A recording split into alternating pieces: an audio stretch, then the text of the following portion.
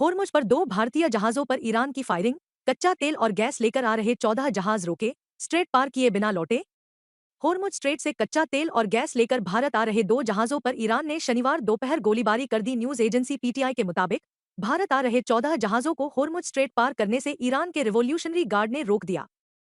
Firing के बाद 13 जहाज फारस की खाड़ी में अलग अलग जगहों पर वापस लौट गए। एक जहाज में गोलियां भी लगी, जबकि एक जहाज स्ट्रेट पार करने में सफल रहा। घटना के बाद भारत के विदेश मंत्रालय ने भारत में तैनात ईरान के राजदूत डॉक्टर मोहम्मद फथली को तलब करके विरोध जताया। विदेश मंत्रालय ने बयान जारी कर कहा कि ईरान पहले भी भारतीय जहाजों को सुरक्षित रास्ता देता रहा है, इसलिए जल्द ही जहाजों की आवाजाही फिर से शुरू कराई जाए। ईरान बोला, अमेरिका पर भरोसा नहीं, हालात बिगड़ सकते हैं। होर्मुज से हमारे जहाज नहीं निकले तो किसी के नहीं गुजरने देंगे। ईरान ने कहा है कि उसे अमेरिका पर भरोसा नहीं है। संसद स्पीकर मोहम्मद बाघेर ने कहा कि हालात कभी भी बिगड़ सकते हैं, इसी वजह से सेना पूरी तरह तैयार है। शनिवार रात दिए बयान में गालिबाफ ने कहा कि अगर ईरान के जहाज होर्मुज स्ट्रेट से नहीं गुजर पाए तो किसी और देश के जहाजों को भी वहां से गुजरने नहीं दिया जाएगा। उन्होंने अमेरिका की ईरानी बंदरगाहों पर लगाई गई नाकेबंदी को गलत और लापरवाह फैसला बताया। उन्होंने कहा कि यह कदम क्षेत्र में तनाव बढ़ा रहा है। गालिबाफ ने चेतावनी दी कि होर्मुज में माइन क्लियरिंग जैसी किसी भी कार्रवाई को सीजफायर का उल्लंघन माना जाएगा और इसका जवाब दिया जाएगा। चारधाम यात्रा शुरू, गंगोत्री यमुनोत्री के कपाट खुले, पहली पूजा पीएम के नाम की हुई। बाबा केदार की डोली भी ऊखीमठ से रवाना। उत्तराखंड में आज से चारधाम यात्रा शुरू हो गई है। दोपहर 12:15 पर गंगोत्री और 12:35 पर यमुनोत्री के कपाट खोल दिए गए। गंगोत्री में पहली पूजा पीएम मोदी के नाम की हुई, जिसमें मुख्यमंत्री पुष्कर सिंह धामी शामिल हुए। इस पूजा के खत्म होने के बाद आम लोग अब मां गंगा के दर्शन कर पा रहे हैं। उधर मां यमुनोत्री में कपाट खुलते ही काफी देर से दर्शन के लिए खड़े लोगों की भीड़ अब मंदिर की तरफ बढ़ती दिख रही है। वहीं बाबा केदार की डोली भी अपने शीतकालीन गद्दी स्थल ओंकारेश्वर मंदिर से फाटा की ओर रवाना हो गई है। बाबा की पंचमुखी डोली 21 अप्रैल को केदारनाथ पहुंचेगी, जिसके बाद अगले दिन 22 अप्रैल कपाट खुलेंगे। महाराष्ट्र के वर्धा और छत्तीसगढ़ के राजनांदगांव में तापमान 45 डिग्री। छत्तीसगढ़, ओडिशा, झारखंड में रात में लू का अलर्ट। देश के उत्तरी पश्चिमी राज्यों और मध्य भारत में भीषण गर्मी का दौर शुरू हो गया है। शनिवार को छत्तीसगढ़ के राजनांदगांव और महाराष्ट्र के वर्धा में तापमान 45 डिग्री रिकॉर्ड हुआ। शनिवार को देश के 10 सबसे गर्म शहरों में यूपी का बांदा 44.6, तेलंगाना का आदिलाबाद 44.3, महाराष्ट्र के नागपुर अमरावती 44.2 और मध्य प्रदेश का रतलाम 44 डिग्री भी शामिल रहा। राजस्थान, यूपी, मध्य प्रदेश, ओडिशा, तेलंगाना और छत्तीसगढ़ के कई शहरों में तापमान 43 डिग्री से ज्यादा रहा, यानी मई से पहले ही तापमान में जबरदस्त बढ़ोतरी हो गई है। मौसम विभाग ने आज छत्तीसगढ़, ओडिशा और झारखंड में आज रात को भी लू चलने का अलर्ट जारी किया है। दूसरी बार पेरेंट्स बनेंगे दीपिका रणवीर। कपल ने बेटी दुआ की फोटो शेयर कर प्रेगनेंसी की दी जानकारी। बॉलीवुड एक्ट्रेस दीपिका पादुकोण ने रविवार को अपनी दूसरी प्रेगनेंसी अनाउंस की। दीपिका और रणवीर के इंस्टाग्राम हैंडल पर उनकी बेटी दुआ की एक तस्वीर शेयर की गई, जिसमें बेटी ने एक प्रेगनेंसी टेस्ट किट पकड़ी हुई है, जो पॉजिटिव रिजल्ट दिखा रहा है। तस्वीर में रणवीर बेटी को गोद में लिए हुए हैं, हालांकि उनका चेहरा दिखाई नहीं दे रहा है। वहीं तस्वीर में दुआ का आधा चेहरा नजर आ रहा है। इस पोस्ट पर कई सेलिब्रिटीज ने रिएक्ट किया। एक्ट्रेस निम्रत कौर ने लिखा, बधाई हो, आप दोनों खुश रहें। फिल्म धुरंधर में रणवीर के को स्टार रहे दानिश पंडोर ने कमेंट किया, मेहर। वहीं नील नितिन मुकेश ने इमोजी शेयर किया। तीसरी हाईएस्ट ग्रॉसिंग भारतीय फिल्म बनी धुरंधर 2। पुष्पा 2 को पीछे छोड़ा, सिर्फ दंगल और बाहुबली 2 आगे। धुरंधर 2 दुनिया भर में तीसरी सबसे ज्यादा कमाई करने वाली भारतीय फिल्म बन गई। फिल्म की दुनिया भर में कमाई 1749 करोड़ रुपए हो गई। इसने 1742 करोड़ रुपए कमाने वाली अल्लू अर्जुन की फिल्म पुष्पा 2 को पीछे छोड़ दिया। अब यह सिर्फ दंगल 2070 करोड़ और बाहुबली 2 1788.06 करोड़ से पीछे है। ट्रेड वेबसाइट सेक्निल के अनुसार फिल्म ने रिलीज के 31वें दिन भारत में 4.65 करोड़ रुपए का नेट कलेक्शन किया। फिल्म का कुल भारत नेट कलेक्शन अब 1110 करोड़ रुपए तक पहुंच गया, जबकि भारत में इसका ग्रॉस कलेक्शन 1329 करोड़ रुपए हो गया। ग्रॉस कलेक्शन टिकट से कुल कमाई और नेट कलेक्शन टैक्स के बाद की कमाई होती है। ओवरसीज में फिल्म ने 31वें दिन 1 करोड़ रुपए की कमाई की। इसके साथ ही फिल्म का कुल ओवरसीज ग्रॉस कलेक्शन 420 करोड़ रुपए तक पहुंच गया। वहीं फिल्म का वर्ल्ड वाइड ग्रॉस कलेक्शन अब 1749 करोड़ रुपए हो चुका है। उज्जैन में मॉडल हर्षा रिछारिया ने लिया संन्यास। अब स्वामी हर्षानंद गिरी के नाम से जानी जाएंगी। पिंडदान के साथ त्यागा पिछला जीवन। Social media influencer, content creator और मॉडल हर्षा रिछारिया ने रविवार को अक्षय तृतीया पर संन्यास ले लिया। उन्हें उज्जैन के मौनी तीर्थ आश्रम में पंचायती निरंजनी अखाड़ा के पीठाधीश्वर महामंडलेश्वर स्वामी सुमनानंद गिरी महाराज ने संन्यास दीक्षा दी। संन्यास परंपरा के अनुसार उन्हें शिखा और दंड त्याग की विधि कराई गई। साथ ही तर्पण, पिंडदान और श्राद्ध कर्म भी कराए गए, जो पूर्व जीवन के त्याग और नए आध्यात्मिक जीवन की शुरुआत का प्रतीक माने जाते हैं। धार्मिक अनुष्ठानों के बाद हर्षा रिछारिया ने संन्यास ग्रहण किया और उन्हें नया नाम स्वामी हर्षानंद गिरी दिया गया। इस मौके पर स्वामी हर्षानंद गिरी ने कहा कि यह उनके जीवन का नया अध्याय है। टीसीएस नासिक केस आरोपी निदा खान फरार, फोन बंद, घर पर ताला, कंपनी बोली किसी भी पीड़ित ने लिखित शिकायत नहीं की। नासिक के टीसीएस ऑफिस में धर्मांतरण और यौन उत्पीड़न के मामले में आरोपी निदा खान 8 दिन से फरार है। पुलिस के मुताबिक उसे ढूंढने के लिए 3 अलग-अलग टीमें बनाई गई हैं। निदा के पति को शुक्रवार को पूछताछ के लिए मुंबई पुलिस ने हिरासत में लिया। पति ने बताया था कि निदा एक रिश्तेदार के घर पर रुकी हुई है, लेकिन जब अधिकारी वहां पहुंचे तो घर पर ताला लगा हुआ था। पुलिस ने बताया कि आरोपी और उसके रिश्तेदारों दोनों के मोबाइल फोन भी बंद है। उधर टीसीएस कंपनी ने भी इंटरनल जांच शुरू कर दी है। कंपनी ने बताया कि किसी भी पीड़ित ने कंपनी की prevention of sexual harassment policy के तहत कभी कोई लिखित शिकायत नहीं की। हिमाचल में एक महिला एमएलए बोलकर फंसी कंगना, अब ट्रोल हो रही। बौद्धिक क्षमता पर सवाल उठा रहे यूजर्स। हिमाचल प्रदेश की मंडी लोकसभा से सांसद एवं Bollywood actress Kangana Ranaut social media में ट्रोल हो रही हैं। इस बार ट्रोलिंग की वजह कंगना द्वारा संसद में दिया गया वह भाषण बना है, जिसमें उन्होंने कहा कि हिमाचल में सिर्फ एक ही महिला विधायक है। हालांकि कंगना का यह बयान 2-3 दिन पहले का है, मगर इससे जुड़ा वीडियो अब सोशल मीडिया में वायरल हो रहा है। इसके बाद लोग सांसद कंगना की बौद्धिक क्षमता पर सवाल उठा रहे हैं, क्योंकि हिमाचल में एक नहीं बल्कि 3 महिला विधायक हैं। इनमें 2 विधायक कांग्रेस और एक बीजेपी की है। इस पर हिमाचल के पीडब्ल्यूडी मंत्री विक्रमादित्य ने तंज कसते हुए कहा कि जिसे यह मालूम नहीं कि हिमाचल प्रदेश विधानसभा में कितनी महिलाएं हैं, वह महिला सशक्तिकरण की बात कर रही हैं। जयपुर में आईपीएल मैच के ऑफलाइन टिकट सेल हुई शुरू। सवाई मानसिंह स्टेडियम में जुटे फैंस। 25 अप्रैल को होगा पहला मैच। जयपुर में इंडियन प्रीमियर लीग के मुकाबलों को लेकर क्रिकेट प्रेमियों का उत्साह लगातार बढ़ता जा रहा है। राजस्थान रॉयल्स ने जयपुर में आज से ऑफलाइन टिकट बिक्री शुरू कर दी है। हालांकि इस बार टिकट काउंटर पर फैंस की ज्यादा भीड़ नजर नहीं आ रही है, क्योंकि इस बार जयपुर में महेंद्र सिंह धोनी, विराट कोहली, रोहित शर्मा, हार्दिक पांड्या जैसे खिलाड़ी खेलते हुए नजर नहीं आएंगे। इससे पहले राजस्थान रॉयल्स बनाम सनराइजर्स हैदराबाद के बीच 25 अप्रैल को होने वाले मुकाबले के फेज 1 टिकट शनिवार शाम कुछ ही मिनटों में ऑनलाइन पूरी तरह सेल आउट हो गए। वहीं स्टूडेंट्स के टिकट की घोषणा अभी तक नहीं हुआ है। बता दें कि इस बार सबसे सस्ता ईस्ट स्टैंड का टिकट 1,800 रुपए में उपलब्ध होगा, जो पिछली बार के मुकाबले 300 रुपए ज्यादा महंगा है। वहीं सबसे महंगा टिकट ड्रीम लाउंज का होगा, जहां से क्रिकेट देखने के लिए दर्शकों को 40,000 रुपए चुकाने होंगे। प्लीज मेरी दोस्त की शादी रुकवा दीजिए, वह बहुत छोटी है। बूंदी में 8 साल के मासूम ने रुकवाया बाल विवाह। भैया दीदी, प्लीज मेरी दोस्त की शादी रुकवा दीजिए, वह अभी बहुत छोटी है। हम साथ खेलते हैं, स्कूल जाते हैं। उसे शादी नहीं करनी, उसे पढ़ना है। फोन पर यह कहना था 8 साल के उस मासूम का, जिसे अपनी दोस्त की शादी रुकवानी थी। अपनी दोस्त का बाल विवाह रुकवाने के लिए उस मासूम बच्चे ने चाइल्ड लाइन 1098 पर फोन कर मदद मांगी। मदद मिली भी और आखिरकार उसके दोस्त का बाल विवाह नहीं हुआ। यह पूरा घटनाक्रम है बूंदी जिले का है। बच्चे का फोन आने के बाद और मिली सूचना के आधार पर त्वरित कार्रवाई करते हुए चाइल्ड लाइन और पुलिस की टीम ने मौके पर पहुंचकर 2 बालिकाओं का बाल विवाह रुकवाया। जयपुर में बीच सड़क पर पिता बेटों को लाठी डंडों से पीटा, भागते समय दी धमकी, अभी तो तुम बच गए, हम फिर आएंगे। जयपुर में एक कार गैराज पर 10 से 15 बदमाशों के हमला करने का मामला सामने आया है।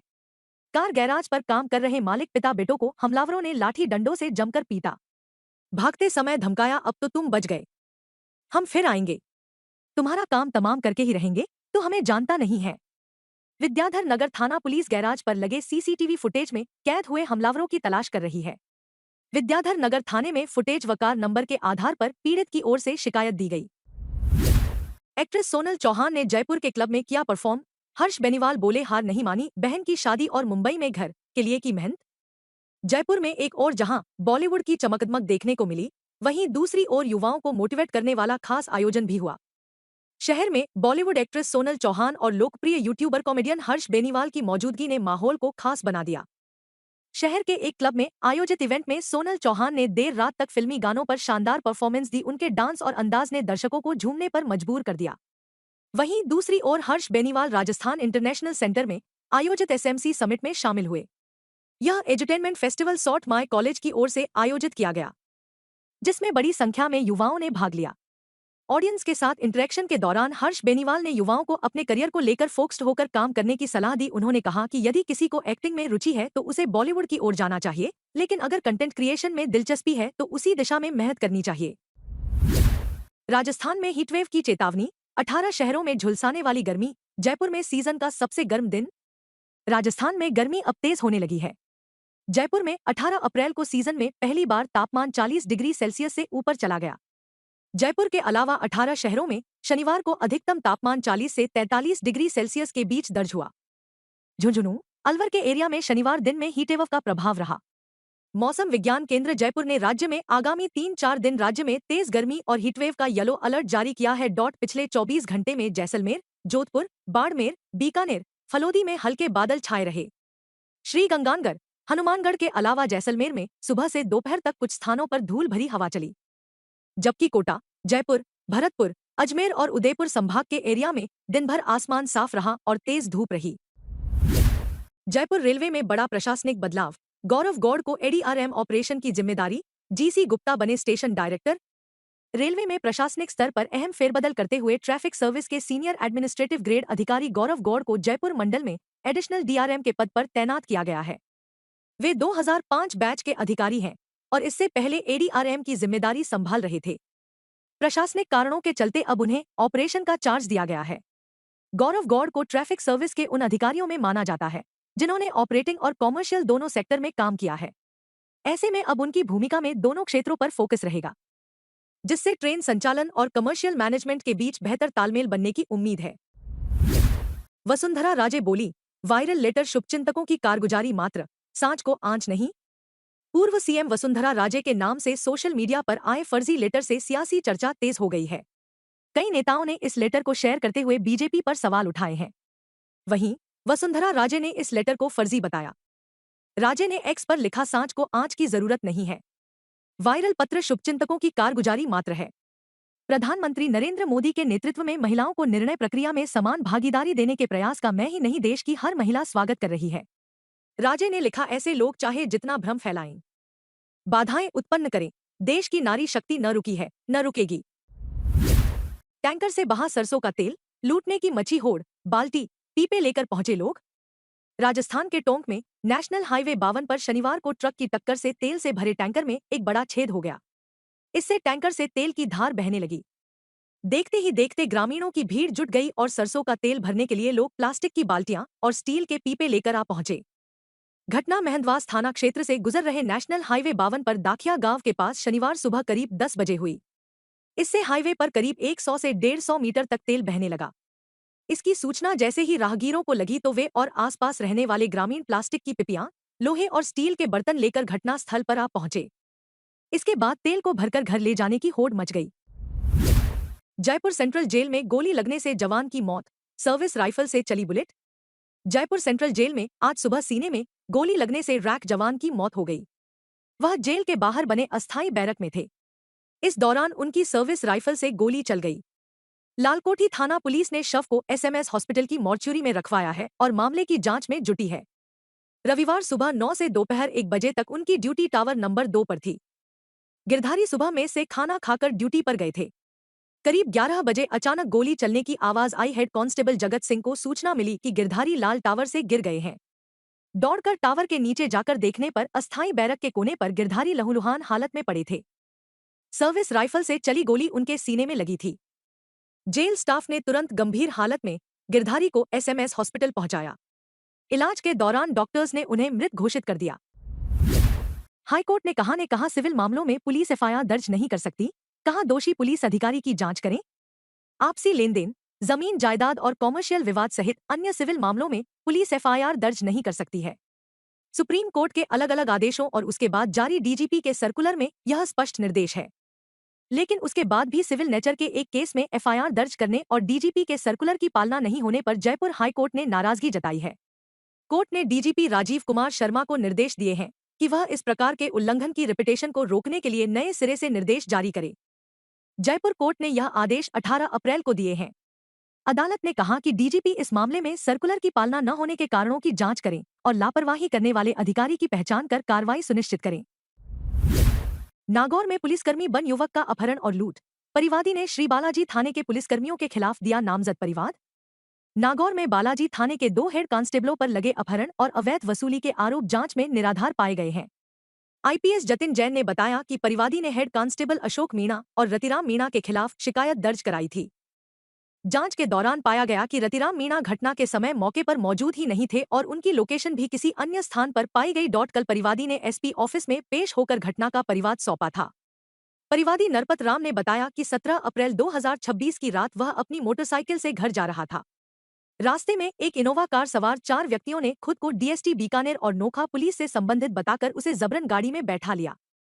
पीड़ित का आरोप है कि आरोपियों ने उसके साथ मारपीट की और उसके पास मौजूद 25,400 रुपए नगद तथा मोबाइल फोन छीन लिया। रणथंभौर में बाघिन के इलाके में पहुंचा एमपी का चीता, वन विभाग मॉनिटरिंग में जुटा, संघर्ष की आशंका। कुनो नेशनल पार्क से निकला चीता केपी 2 आखिरकार रणथंभौर टाइगर रिजर्व के जोन नंबर 9 में पहुंच गया है। चीते का मूवमेंट यहां के इलाके में बना हुआ है। रणथंभौर और कुनो नेशनल पार्क की टीमें लगातार चीते की ट्रैकिंग और मॉनिटरिंग में जुटी हुई हैं। रणथंभौर के जोन नंबर 9 में बाघिन T127 व बाघ T108 का मूवमेंट रहता है। ऐसे में अगर चीता केपी 2 का सामना बाघिन T127 या बाघ T108 से हो गया तो चीते के साथ अनहोनी हो सकती है। इसी की आशंका को देखते हुए वन विभाग की टीम अलर्ट मोड पर है। चीते की पल-पल की मॉनिटरिंग की जा रही है ताकि चीते का सामना बाघिन से न हो। हालांकि वन्यजीव विशेषज्ञों के मुताबिक चीता टाइगर को देखकर पहले ही सतर्क हो जाता है, लेकिन संघर्ष की स्थिति बनी तो चीते के लिए नुकसानदायक हो सकता है। 80 साल के बुजुर्ग भी ढूंढ रहे जीवन साथी, बोले अकेलेपन से जूझ रहे हैं, बात करने को कोई तो चाहिए। अक्षय तृतीया के मौके पर भीलवाड़ा में आज रविवार को बुजुर्ग विवाह परिचय सम्मेलन में देश भर से 80 साल तक के करीब 105 बुजुर्ग शामिल हुए। इनमें छोटी बहन जहां अपनी बड़ी बेटी के लिए लाइफ पार्टनर तलाशने आई तो 80 साल की मां अपनी 55 साल की बेटी के साथ सम्मेलन में पहुंची। मां ने कहा कि दामाद के निधन के बाद बेटी अकेली हो गई, इसलिए उसके लिए हमसफर की तलाश करने यहां आई हूं। गुजरात से आई महिला ने कहा कि शादी के 4 साल बाद हादसे में पति को गंवा दिया। आज घटना को 28 साल बीत गए। परिवार की सभी जिम्मेदारियां और बेटे बेटियों की शादी करने के बाद अकेले हो गए। ऐसे में उन्हें अब जीवन साथी की तलाश है। आज आएगा जेईई मेन का रिजल्ट, एनटीए ने सूचना जारी की। पिछले साल टॉप पर था राजस्थान।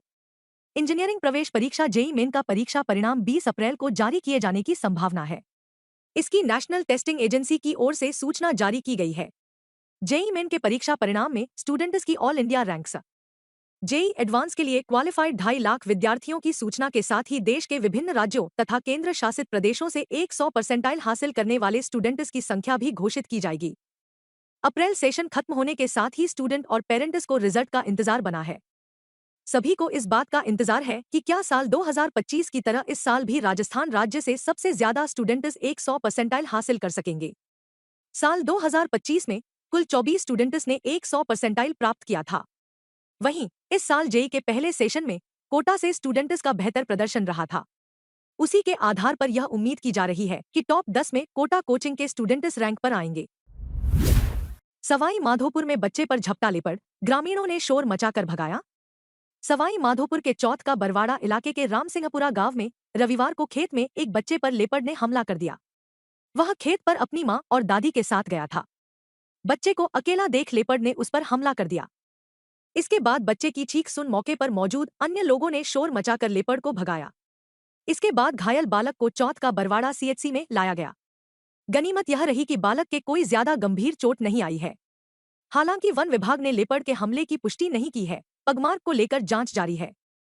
रामसिंहपुरा निवासी अविनाश पुत्र अमिताभ अपनी मां कमला और दादी के साथ खेत पर गया था। बालक की मां एवं दादी पास में ही चारा काट रही थी। इसी दौरान लेपर्ड ने अचानक हमला कर दिया। घटना के बाद पास ही मौजूद मां एवं दादी के साथ अन्य लोगों ने शोर मचाकर लेपर्ड को भगाया।